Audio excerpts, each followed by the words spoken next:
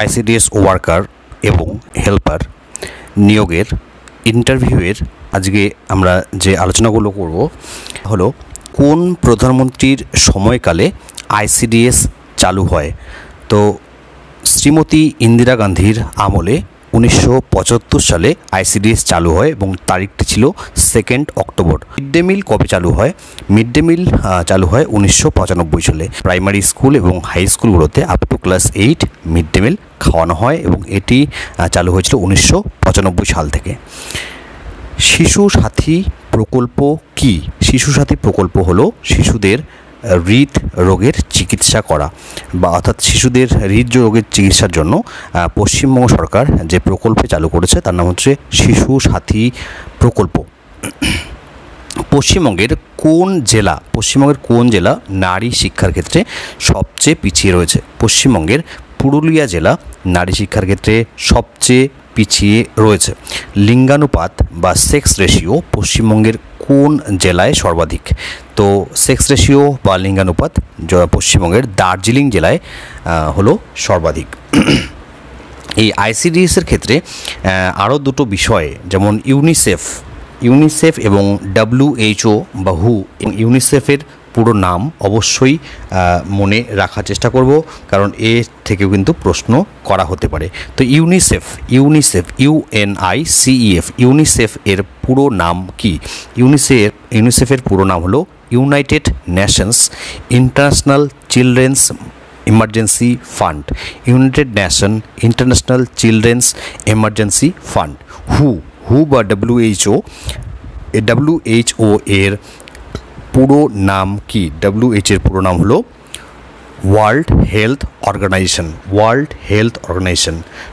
WFP এর পুরো নাম কি? WFP এটাও একটা ফুড প্রোগ্রাম যেহেতু, তো এর নাম মনে রাখতে হবে। WFP এর পুরো নাম হলো ওয়ার্ল্ড ফুড প্রোগ্রাম।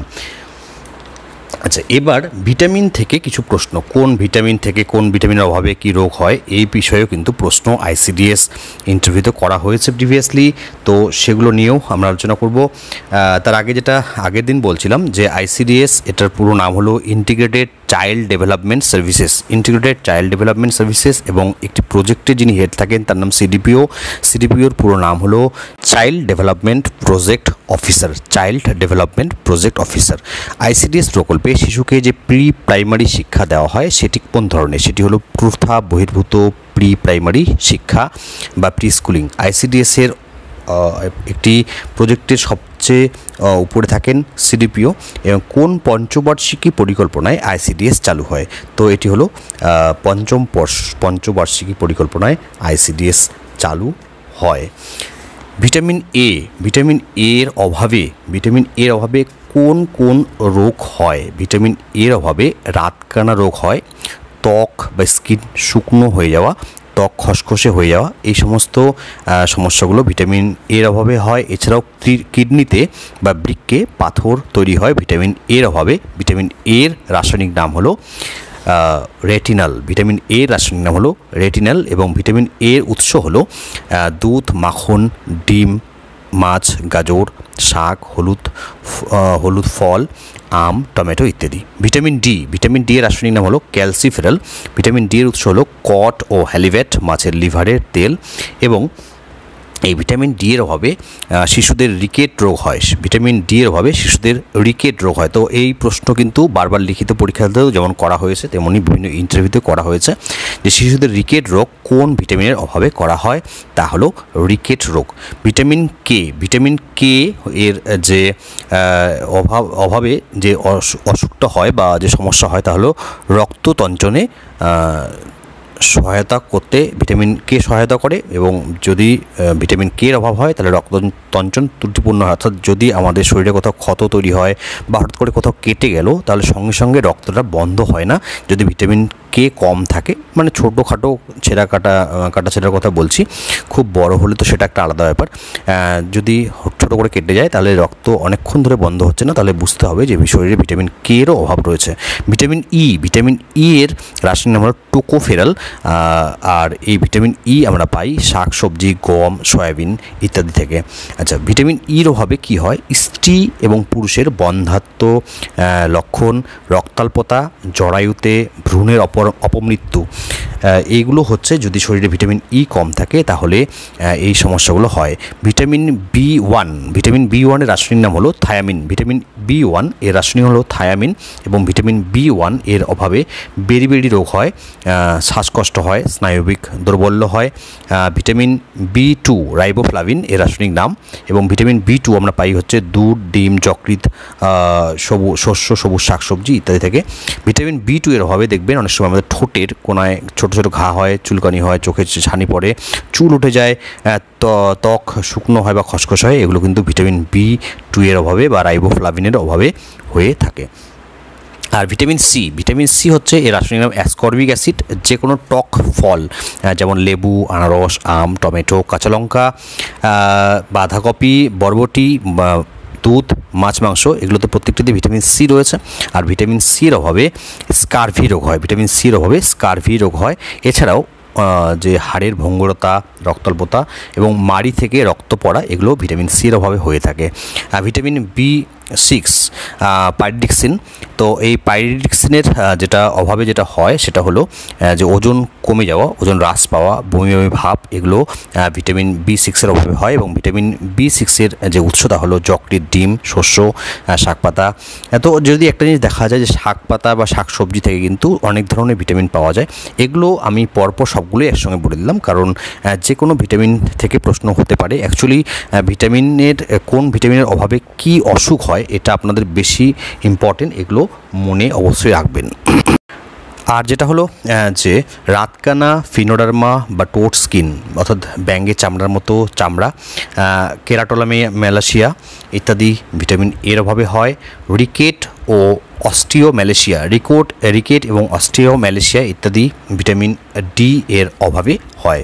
আপনারা যদি আইসিডিএস সেন্টারগুলো লক্ষ্য করে থাকেন তাহলে সেখানে দেখবেন এক ধরনের আয়রন ট্যাবলেট বাচ্চাদের খাওয়ানো হয়, এবং সেই আয়রন ট্যাবলেটের নাম হলো আইএফএ ট্যাবলেট। তো এই আইএফএ এর পুরো অর্থ হচ্ছে আয়রন ফলিক অ্যাসিড।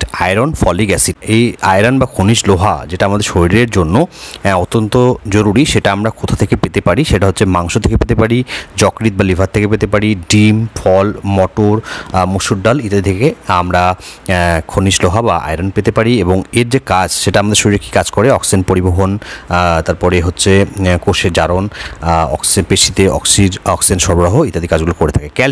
ক্যালসিয়াম হচ্ছে হাড়ের গঠনের জন্য অত্যন্ত গুরুত্বপূর্ণ একটি উপাদান, এবং ক্যালসিয়ামের অভাবে যে সমস্ত সমস্যাগুলো হয়, দেহের অস্থি ও দাঁত গঠনের সমস্যা হয়, রক্তদঞ্চনে সহায়তা করে এই ক্যালসিয়াম, এবং পেশি সঞ্চালনে সহায়তা করে ক্যালসিয়াম, স্নায়ুর উদ্দীপনা বজায় রাখে ক্যালসিয়াম। এবং ক্যালসিয়ামের উৎস হলো দুধ, ডিম, পনির, শাকসবজি ইত্যাদি। তো দেখুন, এগুলো হলো মোটামুটি ভিটামিন থেকে কয়েকটি কমন কোশ্চেন। এগুলো যদি আপনারা মনে রাখেন, আশা করি ভিটামিনের চ্যাপ্টারটা আপনাদের কমপ্লিট হয়ে যাবে।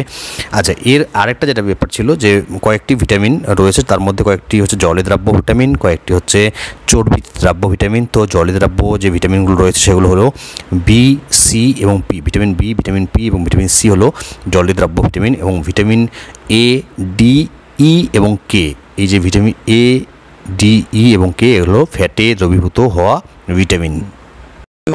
নিউমোনিয়া কোন ব্যাকটেরিয়ার কারণে হয়? ডিপ্লোকক্কাস নিউমোনিয়া হচ্ছে ডিপ্লোকক্কাস নিউমোনিয়া এই ব্যাকটেরিয়ার কারণে হয়। এটি একটি ব্যাকটেরিয়া ঘটিত রোগ।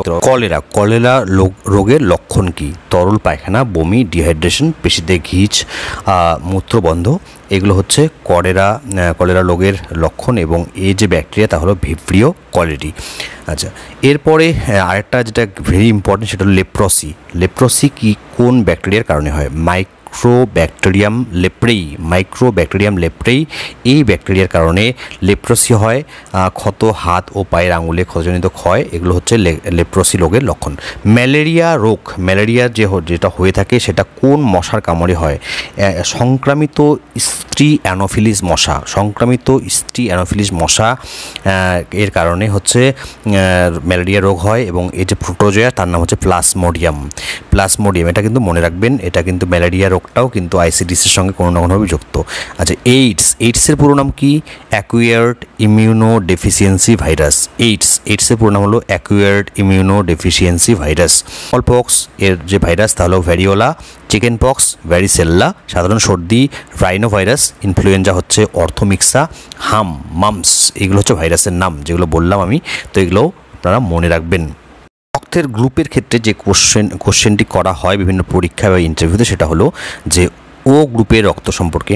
তো ও গ্রুপের রক্তকে সার্বিক দাতা বলা হয়, কারণ সব গ্রুপকেই তারা রক্ত দিতে পারে। ও গ্রুপের রক্তকে সার্বিক দাতা বলে কারণ সব গ্রুপকেই তারা রক্ত দিতে পারে। অপরদিকে এ বি গ্রুপকে বলা হয় সার্বিক গ্রহীতা, কারণ সবার কাছ থেকেই তারা রক্ত গ্রহণ করতে পারে। থ্যালাসেমিয়া রোগ এর হচ্ছে নাম কুলিস অ্যানিমিয়া। সাধারণত শিশুদের ক্ষেত্রেই পরিলক্ষিত হয়। হিমোগ্লোবিনের অস্বাভাবিক আচরণ লক্ষ্য করা যায়। সূর্যালোক থেকে আমরা কোন ভিটামিনটি পাই? সূর্যালোক থেকে আমরা ভিটামিন ডি পাই। ভিটামিন ডি পেয়ে থাকি। এরপর একটি গুরুত্বপূর্ণ প্রশ্ন, যেটা আইসিডিএসের পরীক্ষা জিজ্ঞেস করা হয়েছে, জলাতঙ্ক রোগের সৃষ্টিকারী ভাইরাসের নাম কি? তো জলাতঙ্ক রোগের সৃষ্টিকারী ভাইরাসের নাম হলো র্যাবিস ভাইরাস। এই ছিল ভিটামিন এবং খনিজ এবং বিভিন্ন রোগ এর কারণ নিয়ে কিছু প্রশ্ন।